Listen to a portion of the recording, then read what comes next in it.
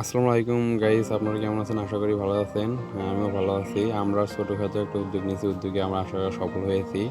আপনারা দেখতেছেন এই জায়গায় আমরা আমাদের সমাজের একটা আয়োজন করছি। আমরা ছোট বড় সব ব্রাদার মিলে একজোট হয়ে আয়োজনটা করছি। আয়োজনটা আপনাদের বলতেছি আমি, আমাদের এখানে মুরব্বিরাও সাপোর্ট করছে, বড় ভাই বোনেরা সবাই সাপোর্ট করছে। সাপোর্ট না করলে এতদূর যাইতে পারতাম না। সাপোর্টের কারণেই আমরা এই আয়োজনটা করতে পারছি। সবাই মিলে যা পারে তাই দিছে। আমরা সবাই মিলে আমাদের ছোট একটা সমাজে উদ্যোগ নিয়েছি। আমরা জিলাপি বিতরণ করবো শুক্রবারের দিন। শুক্রবারের দিনে আমরা আশা করি জিলাপিটা বিতরণ করতে পারছি। অনেক ভালো লাগছে। বড় ভাই বোনেদের মিলে সবাই মিলে একসাথে অনেক আয়োজন করছি। কারণ এই জায়গায় একজোট থাকলে সব কিছুই সম্ভব। একজোট না থাকলে কোনো কিছুই সম্ভব না। আপনি একজোট হয়ে একটা কাজ করতে যাবেন, ওই কাজটা ভালো হবে। এটা পেঁয়াজু ভাজতেছি। এই পেঁয়াজু ভাজার কারণটা আমরা বলছিলাম ভাইদের, ভাই আমরা গিয়ে ছোটোখাটো আয়োজন করবো পেঁয়াজু ভাজা নিয়ে।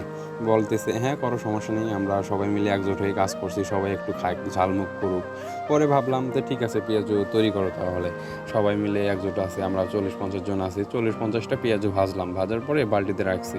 সবাই মিলে খাবো, মানে মসজিদ থেকে আসার পরে খাবো। পরে মসজিদে জিলাপি বিতরণ করলাম। বিতরণ করার পরে বাড়িতে আসার পরে পেঁয়াজু নিয়ে খাইছি আমরা সবাই মিলে। অনেক ভালো লাগছে। পেঁয়াজুগুলো অনেক স্বাদ হয়েছিল। যে ভাইটা পেঁয়াজু ভাজছে, ভাইটার আগের দোকান ছিল, এখন দোকান বর্তমানে করে না।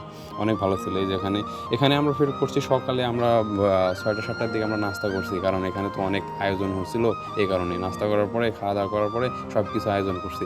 মসজিদে আসার পরে জিলাপি বিতরণ করতেছে আমাদের বড় ভাইরা। ওই যে সামনে দেখতেছেন 2টা বড় ভাই আছে, এখানে জিলাপি আছে। আশা করি অনেক ভালো হয়েছে। আমাদের সমাজের নাম পশ্চিম দুর্গাপুর জামে মসজিদ।